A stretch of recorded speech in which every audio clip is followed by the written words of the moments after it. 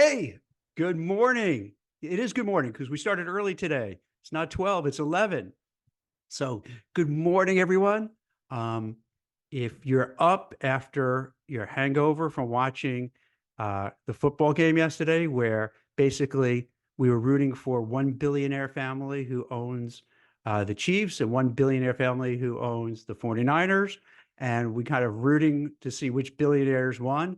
And now we're like, all, drank a lot, ate a lot. And so I'm not sure if everybody is going to be here or paying attention or still sleeping or getting over their hangover, but I am here. We are here and we are here to help everybody. So for today's episode, we I want to pick up where we left off on Thursday. And we would, for those who are here again watching, or those who are new to the show, basically we're talking about really what goes on behind the scenes when you're interviewing for a job, when you're in the uh, interview process, when, let's say, you're in a current job, there's a lot of things that you step back and say, why is this happening? This is really weird. Why I don't get how come I can't get another interview? Or why am I not getting the offer? Or why are they telling me such and such when I know I have the skills and background? And it's very frustrating, particularly for people who are looking for a job and in between jobs. It's really stressful and frustrating when you kind of um, like don't really know like what is happening. Like, why am I not getting the job? Why am I not getting the interview? Why am I not getting called back? What's happening? And so I'm going to shed a little light. Let me get this is good. And this is some insights from being a recruiter, being the CEO of a search firm for 25 plus years, placing literally thousands of mid to senior level executives, myself and my team, not just, me, um, primarily on Wall Street, and also writing for Forbes and doing this podcast and the Blind Ambition podcast. So what happens, you learn a lot about what's really going on. So it's not theory, you're immersed in it. And let me give you an example of what I'm talking about. Just arbitrarily. Oftentimes, oftentimes, uh, a recruiter might reach out, or an HR person, or you respond to an ad, and it's a temp, it says temp to perm. And then the person with whom you're interacting from the company is usually, oh yeah, temp to perm. Yeah. But trust me, Jack. Yeah. I know it's temp to perm. And we're talking about 3 months, maybe, or 6 months. It could even be a year. But then I'm sure you're going to do a great job, Jack. And we're gonna then put you into a permanent role within the company. So you just have to, be that temp for a while, and I'm sure you're going to be amazing. And then you're going to be full-time, permanent, benefits, health insurance, bonuses, raises, higher, everything. Sounds great, right? But we know what happens. More often than not, instead of getting the temp to perm, you get the, oh, did I? No, we didn't say you're definitely going to get a permanent role. We didn't say it's secure. We didn't say, oh yeah, you're going to get it. This is like, no, it's temp, and maybe possibly you could. All of a sudden, it's revisionist history. Oh, well, yeah, we were saying maybe, yeah, if everything works out and everything is, you're a rock star and whatever, and then you could become permanent. And then so basically you're telling me I'm never going to be a permanent employee here. And you made me believe that I could be a permanent employee, but that really was never in the cards. You were just using me, and I had the skills and the background more so than you needed. So you took advantage of me. And now when you don't need me, you're like, no, well, you could stay as a temp. That's fine if you want to. But yeah, I don't think we're going to convert it over to perm. Cold blooded. And this is not uncommon. There's a theme. There's a theme that you'll notice as we're talking about this, and you could kind of look back at your history in terms of interviewing, getting jobs, moving within the organization, that the company and its representatives will make all these promises. They'll say all the sweet nothings, whisper these sweet nothings in your ear about how everything could be great, but then they don't do it.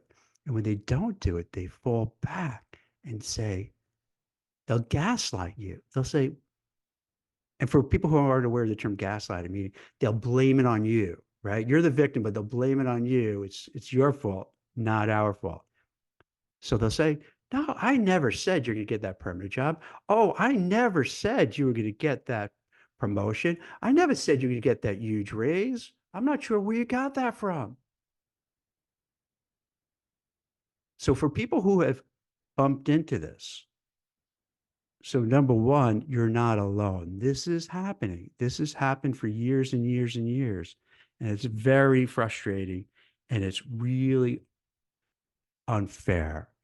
So my suggestion to you, whether you have a temp to perm role or any other thing, you want to get it in writing. You need the company, you need to go to the company and its representative and say, hey, I want in writing. If you're saying I'm going to get a certain bonus amount, if you're saying I'm getting a certain salary, if you're saying I'm getting a certain amount of stock or stock options, you can't just leave it verbal. The company is going to want it to be verbal because then they can later on say, oh, I didn't say that. I didn't know that. So get everything in writing. And I know that's awkward. I know it's uncomfortable because if, let's say, you're speaking with the HR person or talent acquisition person or some senior manager executive with the company, and they say, oh, don't worry, yeah, we'll take care of you. And then you hit back, well, I want in writing, it makes it feel uncomfortable for the person because if you're basically saying, I don't trust you. So they don't do it. But trust me, it's worth you have to get in writing because if not, you're going to get screwed over. It happens all the time. Does it happen 100% of the time? No. But does it happen often enough?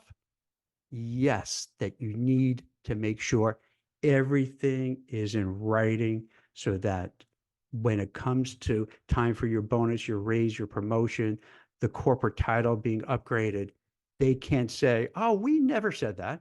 You could then pull out the offer letter or whatever, you know, contract you have and say, whoa, whoa, whoa, whoa, wait a minute. Look at this. You signed saying that this is what we're going to do. I'm going to get a raise at a certain point, and here's what the raise would be. I'm entitled to a bonus, and bonuses, by the way, they pull this all the time. You interview for the job, you get the offer, you get the salary. Salary, okay, set. Getting 150,000 salary, whatever it is. But then when it comes time for the bonus, they'll say, well, we don't have a definite bonus policy. Usually it's maybe about 10 to 20%, something in that range. And then the job seekers say, well, okay, what am I going to get the 20%? Am I going to get the 10%? Then they give you this song and dance. Well, it depends. Like you started in the middle of the year. So if you get a bonus, it's going to be prorated because you're only working half a year. And then you're working half a year, time goes by, like, well, you're only half a year. So we're looking at your performance. It's hard to really give you that bonus because even if we prorated, it took a 2, 3, 4 months to get up the learning curve.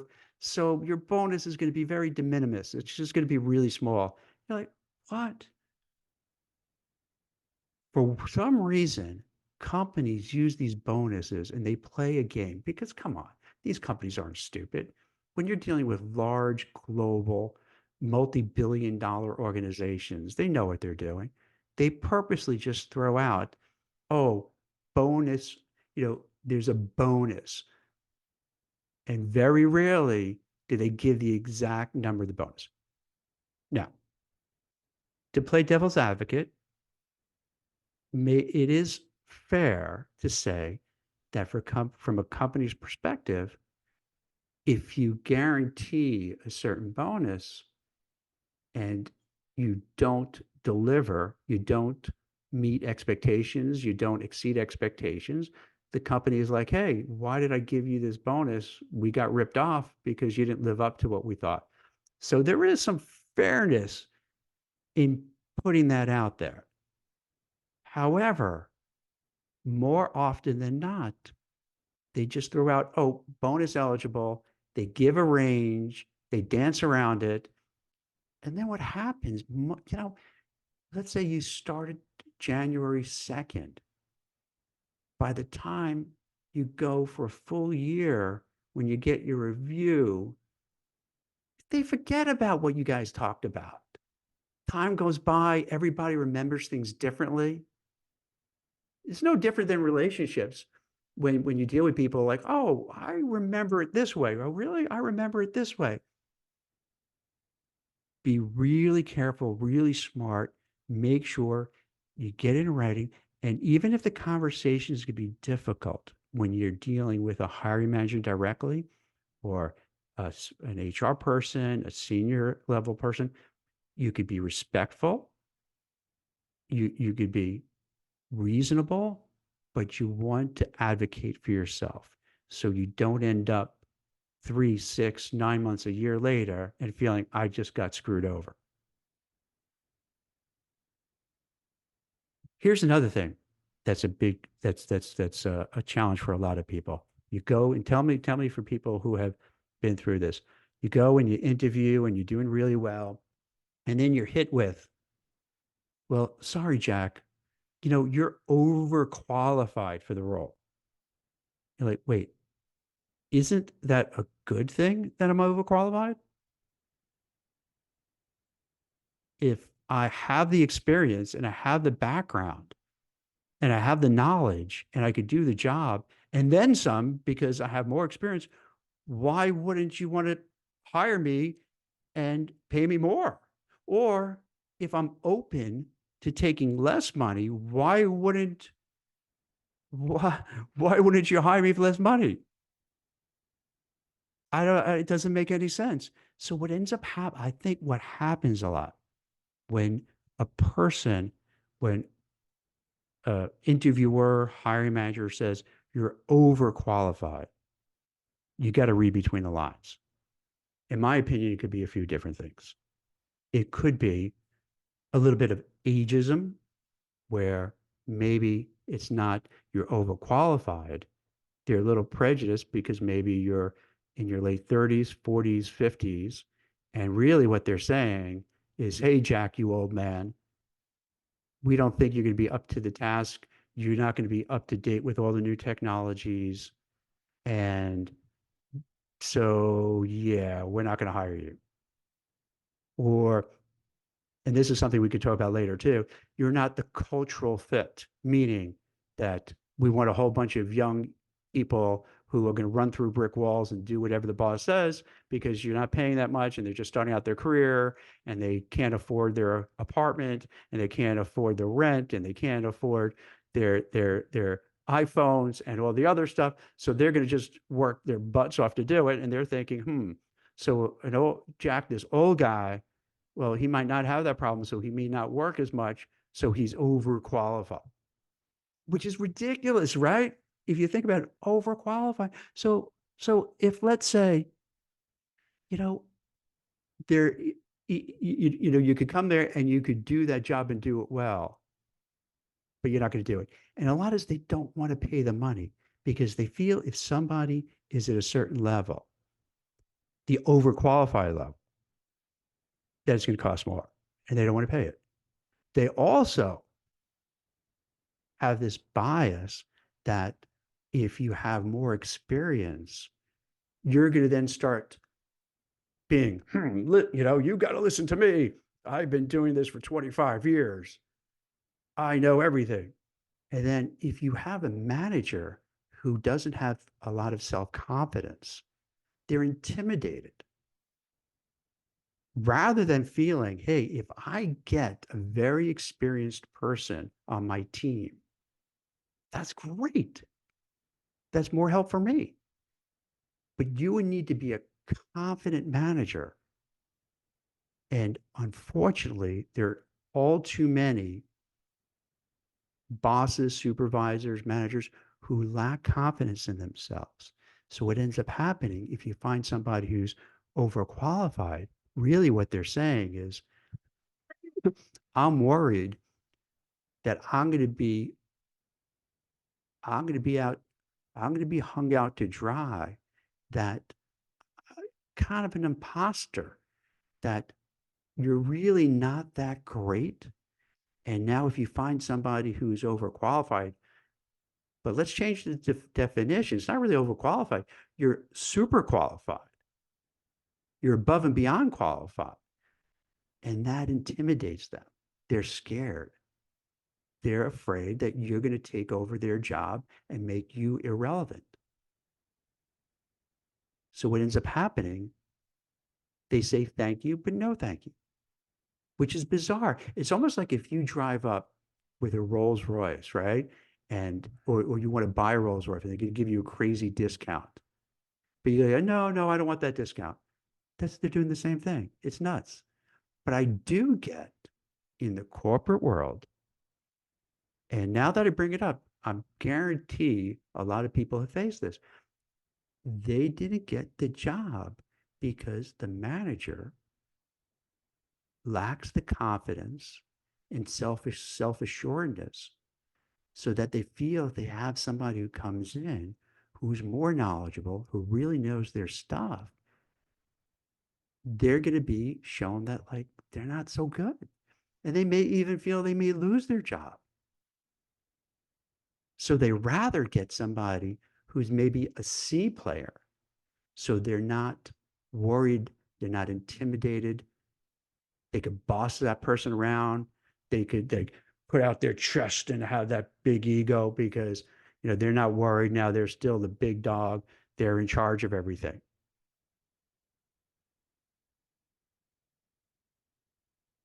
Another thing, let's talk about, this is a lighter topic. When you look at the salary bands, now that a lot of states are requiring that you have to put the salary on the job descriptions, we've all seen this. The salary bands are so wide. It could go from 50,000 to 500,000. They're making a mockery of it. But the problem comes in when sometimes it's not such a big gap. Let's say the salary band is 100 to 150. The psychology for a job seeker is it's 1 to 150.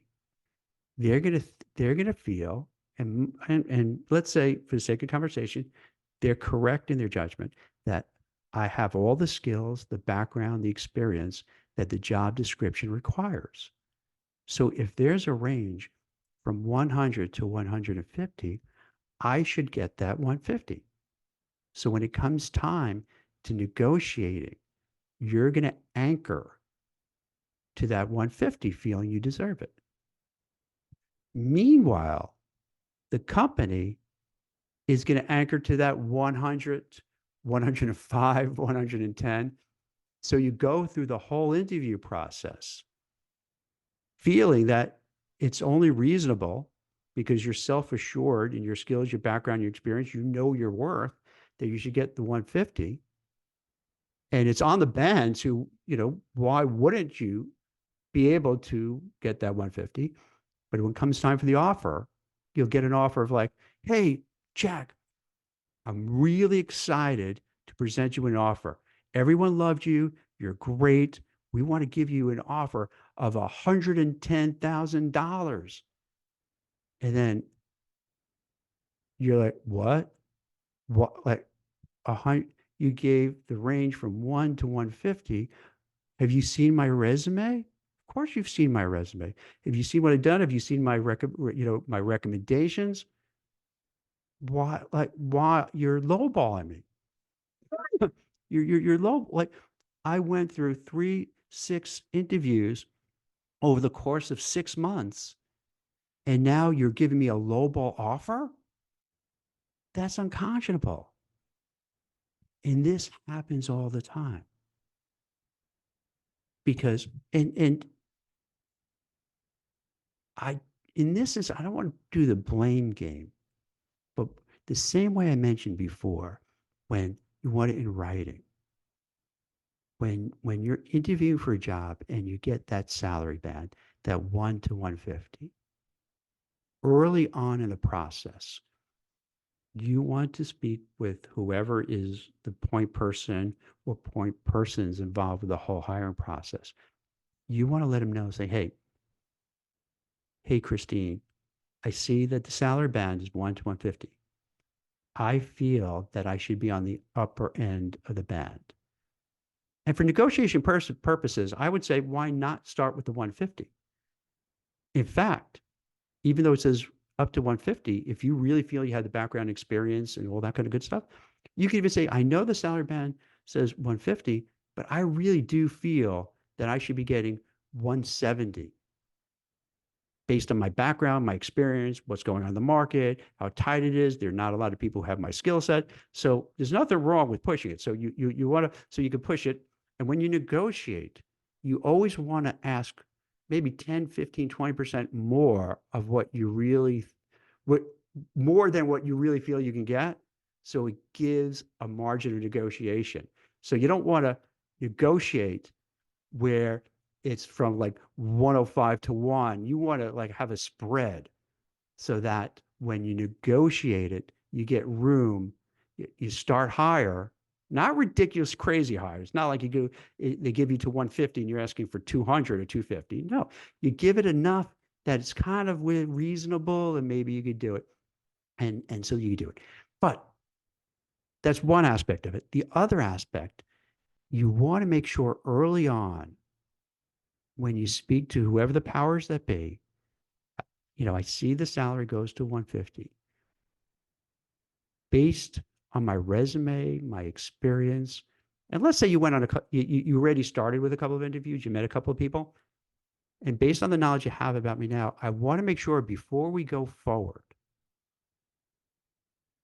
I see myself, to be frank, I see myself actually deserving more than the 150. I'm thinking more of 160, 170. What is your opinion? So this way we don't end up having 4, 5, 6 more interviews, having me jump through hoops, going through obstacles, writing reports, doing all this other stuff, taking up everybody's time just to find out it's not going to work. So can you let me know in good faith where I would fit on that bet? Now, it's an awkward thing. They could come back and say, Jack, I really feel you're only, you should just only get 110 or 120. Then you could have a little haggling. And if they're dead set for it, and let's say you have another job or you have other offers lined up, you may say, hey, thank you very much. I appreciate your honesty, but I'm going to pull out of the running because I don't feel that you're offering what I deserve. Thank you. No hard feelings. And there really is no hard because this way, right? You didn't waste any more time. Use a little bit of time, but that's okay. But you didn't waste an inordinate amount of time and you found out and you moved on. What happens to most people, they're embarrassed, they're weirded out to do what I just mentioned. So they just hope and pray that when it comes time for the offer, you're going to get the higher on that band, which is a dangerous thing to do because more often than not, you're not going to get it. You're not going to get it. And then you go through the whole time and energy, you go through that emotional roller coaster, and you end up not getting what you wanted. So it's a waste of your time. It's a waste of their time. It just doesn't make any sense. So early on, don't just trust them and say, "Oh, don't worry about it. Don't worry about it." You know, we think you're good. You're probably going to get the upper end. Make sure you can really get a commitment before you spend all that time and energy going through it just to find out you're not getting the money you wanted.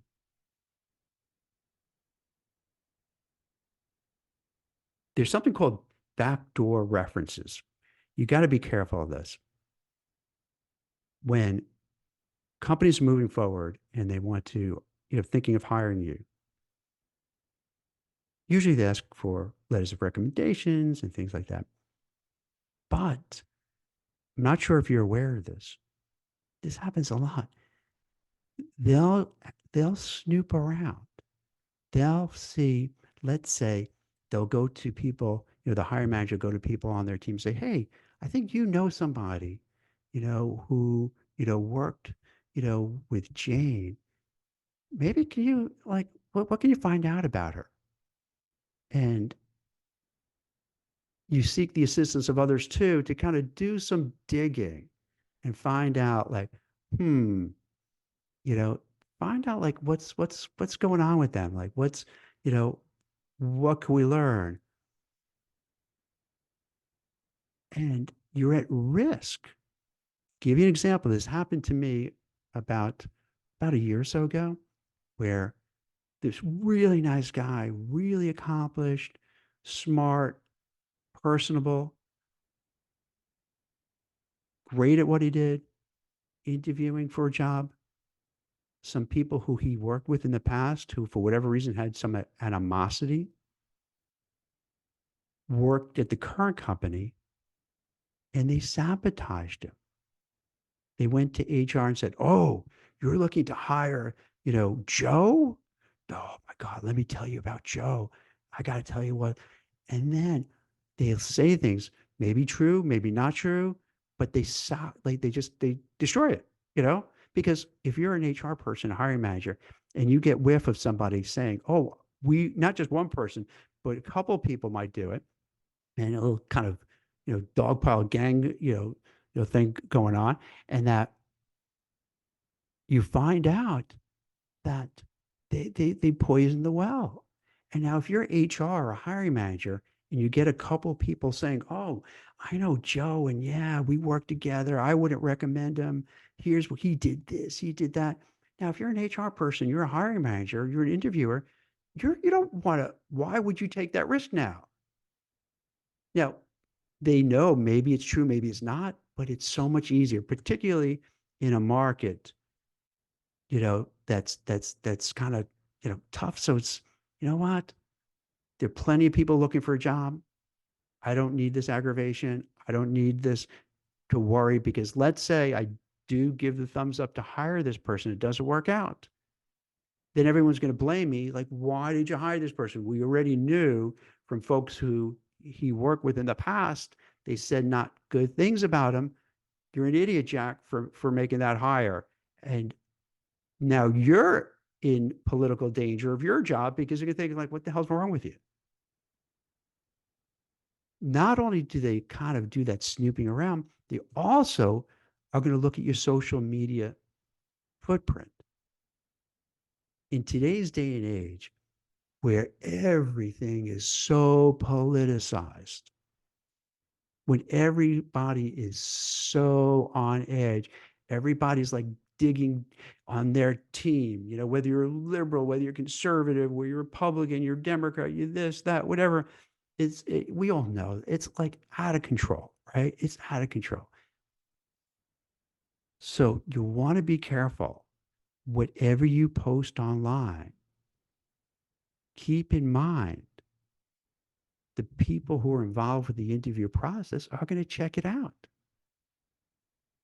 I like to believe that most people are nice and reasonable and kind and considerate, but there are a lot of people who aren't. So my advice is that you may love, you know, Biden, you may love Trump, you may love Nikki Haley, you may love, Vivek, whatever. That's fine.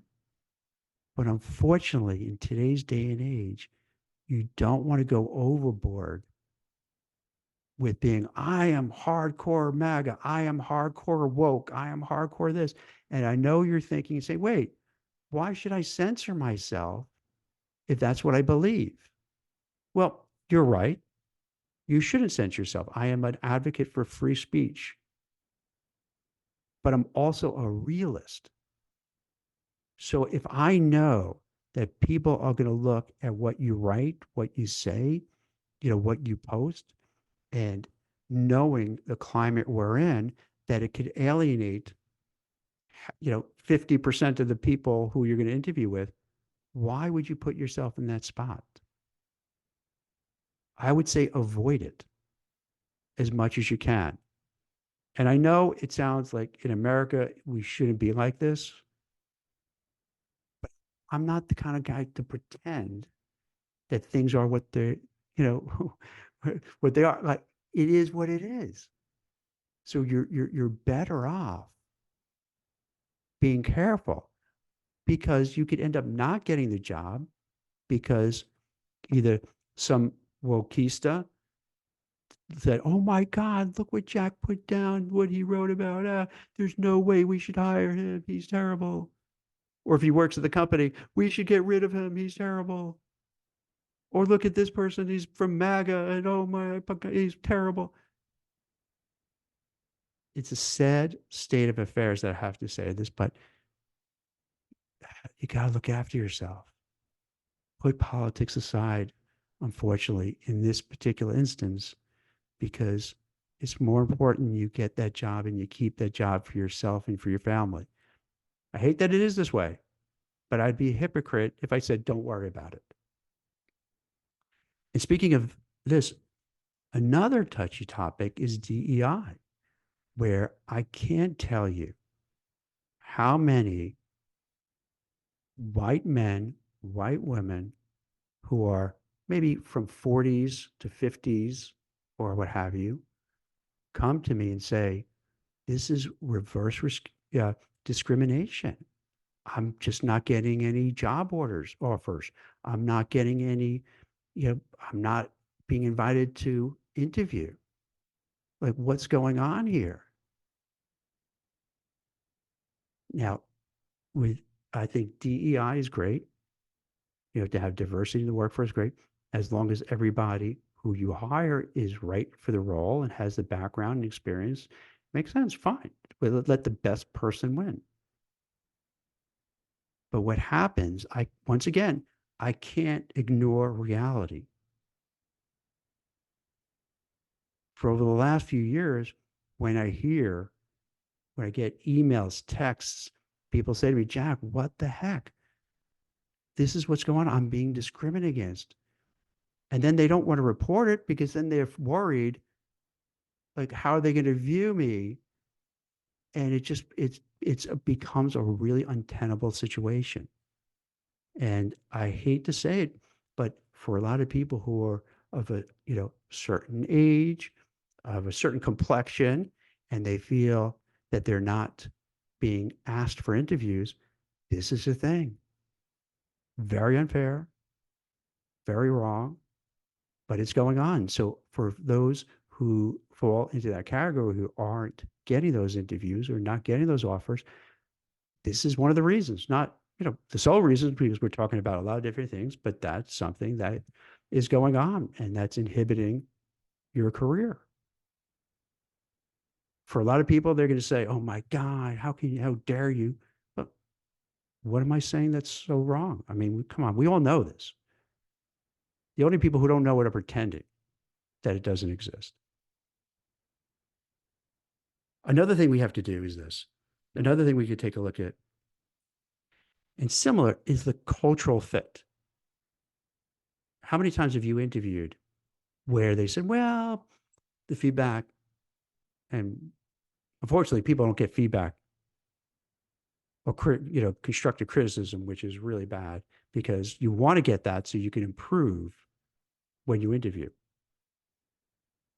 And fortunately, you don't have that too much, but you get something sometimes where they'll say, well, Jack, you're not a cultural fit.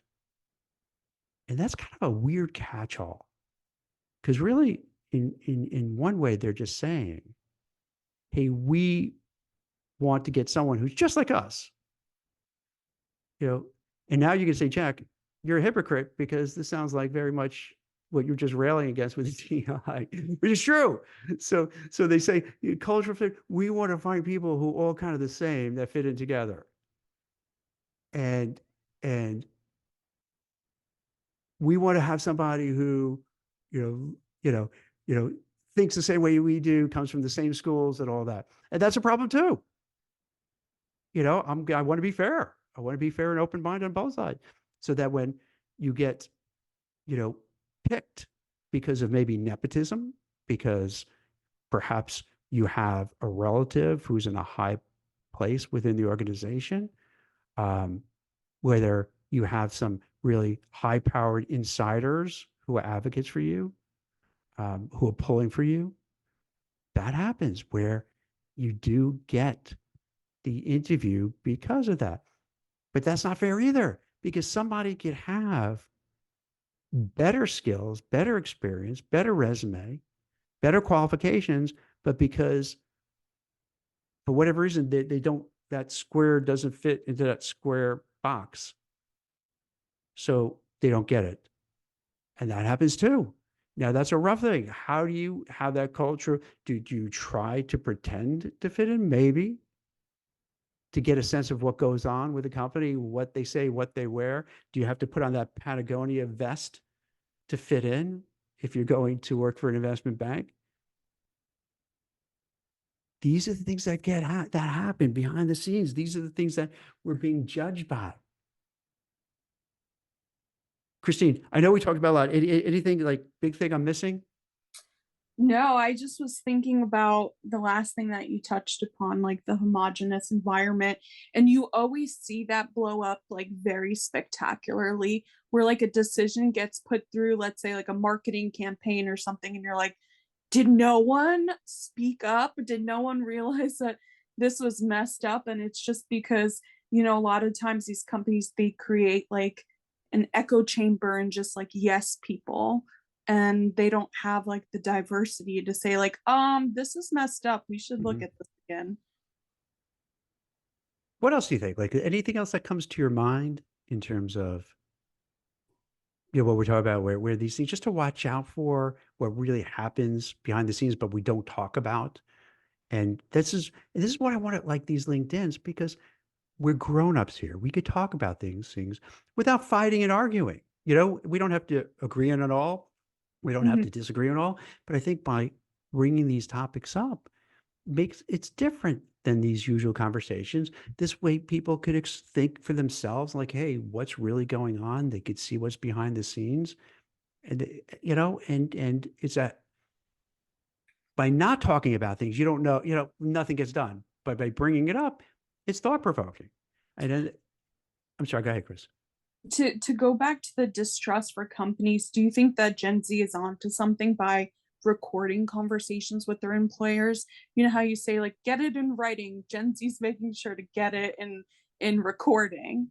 That I'm glad you brought it up because we talked. I think we had Valerie Vidala, who was amazing, on a LinkedIn Live talking about Brittany Peach. She was the one with Cloudflare, if you all remember, where she recorded her being fired by these two disembodied voices who didn't know anything about her, and basically, you know, got her on a Zoom call, sandbagged her, and said, "Hey, basically, we're going to let you go." And she's like, "Whoa, whoa, whoa, whoa! Why? Give me the data." And they're like, "Well, we don't have any data." Well, then why are you here on this call? You don't even know who I am. What's going on? And it was really super cringy and awkward and very uncomfortable for everybody involved, particularly Brittany.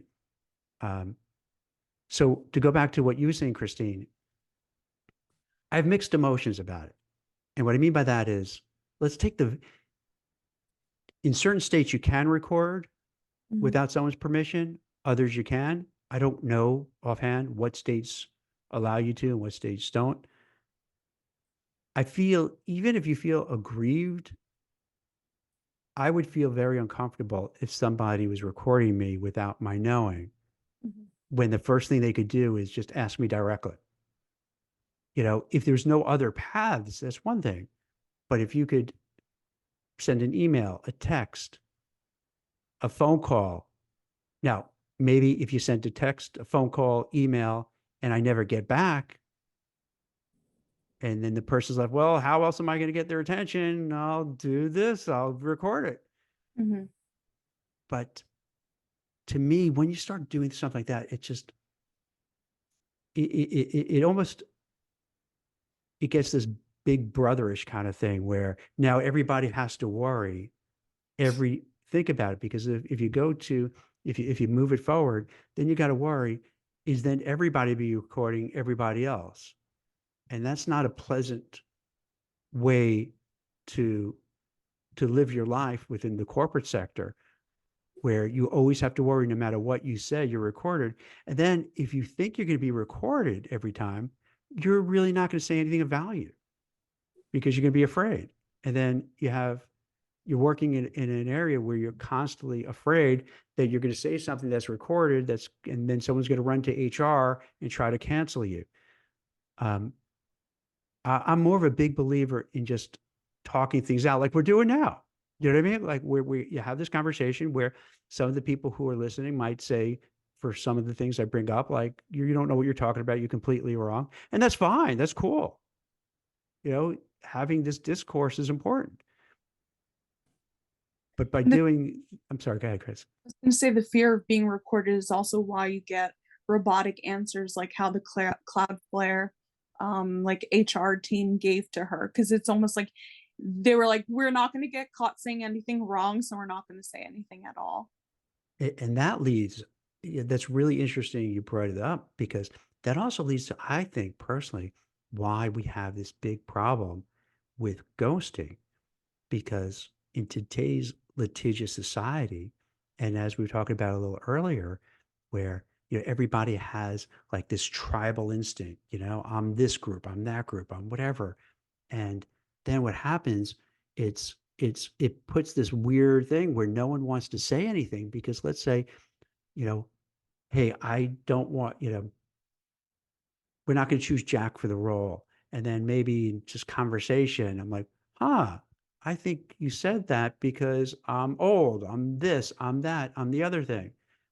And people, like, just like you said, Christine, I think you're right that people are afraid. An HR person, a hiring manager, an interviewer, a boss, whoever, they're worried, they're scared. And this is terrible that this is how things are now.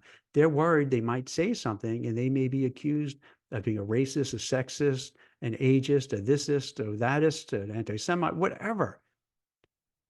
And so they start rationalizing and say, wait, if I say something and it's misconstrued, I'm only making 70,000 a year and I'm a single mom. Like, what's gonna happen?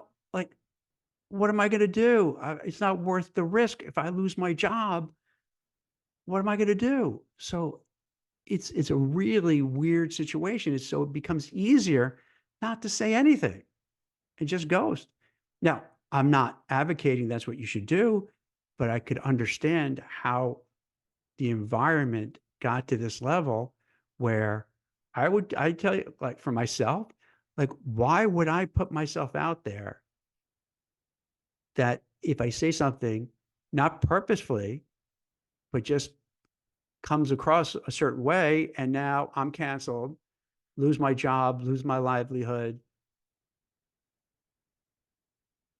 I rather might as well say I'm not going to say anything, and that's what ends up happening. There are instances of HR or like interviews asking illegal questions, though, isn't there? Yeah, a lot. You know, you know whether I think it's got a little better, but yeah, you would find out. Turn back the clock a little bit, you would see this more like feeling out, are you pregnant? Are you, planning on having a kid?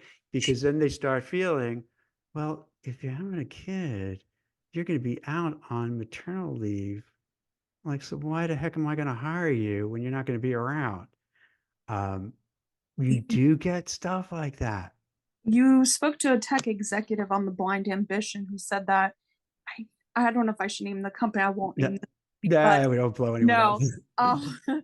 Um, where she disclosed that she was pregnant and then didn't get the job at this big tech Mm. company. Because you could imagine, I'm not saying it's right. And this goes to the whole theme of what we're talking about. It doesn't mean right, wrong. This is what goes on. So yeah, they may feel, hey, she's going to be pregnant.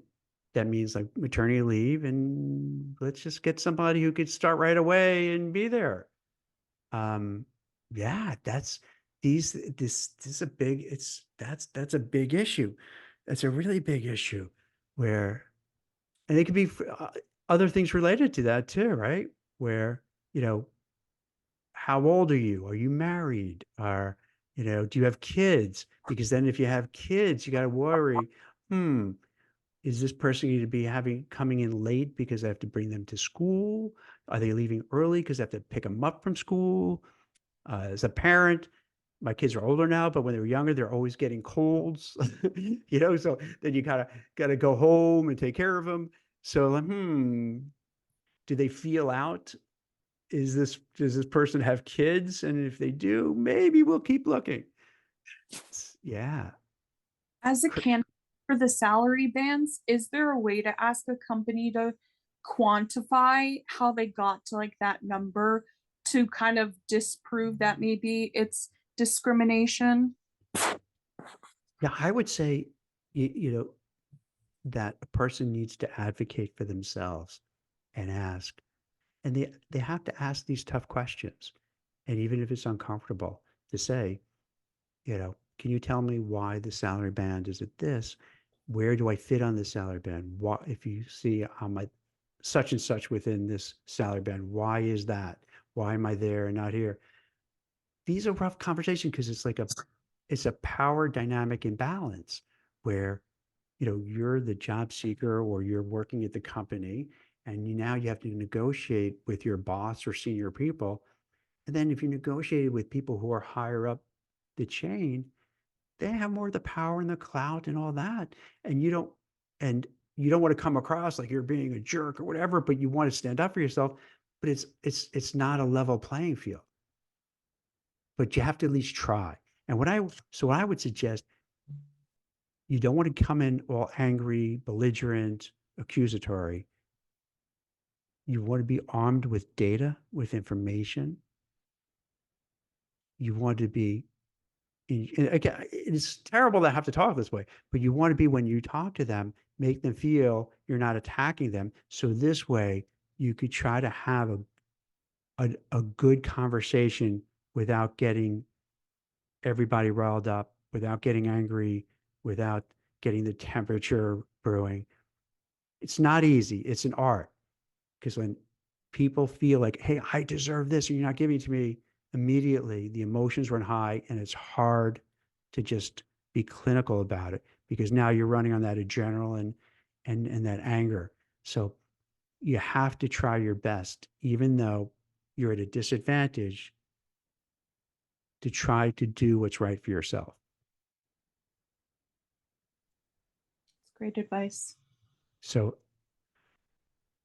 I think that was a lot. And I mean, this is kind of deep stuff. This is more than the usual, like what you'll hear for career advice. Bring a copy of your resume. Have a firm, hearty handshake. This goes into like turning, opening up the curtains, the kimono to see what's really going on. Now, I'm not saying everything I say is 100% right, but this is opinions that are formulated from 25 plus years of doing this kind of stuff to give some insights so that when you're looking for a job, when you're trying to advance your career, you kind of get a little bit more of like, I'm understanding the game and how the game is being played. Now I can kind of get why, even though I have all the experience, they're not hiring me, or maybe I'm not getting it because I'm not the right cultural fit and so forth. Sometimes they're not answers right away, but I think it's helpful that you get a better context of what's really going on so you could understand it. And then you could kind of maybe by understanding it, play the game a little better. So I hope this was illuminating. I hope that for people who may have been struggling, like, why is this happening to me? What's going on? Provided a little bit of comfort to like, oh, I get it. It's not just me. This is happening to everybody. This is what's going on. And now I know some things maybe I got to kind of work on to battle back against these issues that I'm dealing with that I didn't even know that's something that I have to deal with. So hopefully this helped. Feel free to put any comments in, you know, um, where we posted, the LinkedIn Live. You won't hurt my feelings if you say, Jack, you don't know what you're talking about. That's cool. I rather have more diverse, you know, comments across the board that could help, everybody else who's watching this and listening to this and reading the comments. And also any topics you're looking for in the future, let me know. And as always, feel free. I'm kind of checking out this beta testing of career coaching, not just for myself, but I'm in touch with probably 50, 100 career coaches, resume writers who I could introduce you to, because the whole vibe of what we're trying to do is help people succeed, move forward, make things better, help give him all the ammunition you need to succeed, all the tools to succeed. So thank you very much for watching. I really appreciate it. And I'll see you all tomorrow. Thank you very much.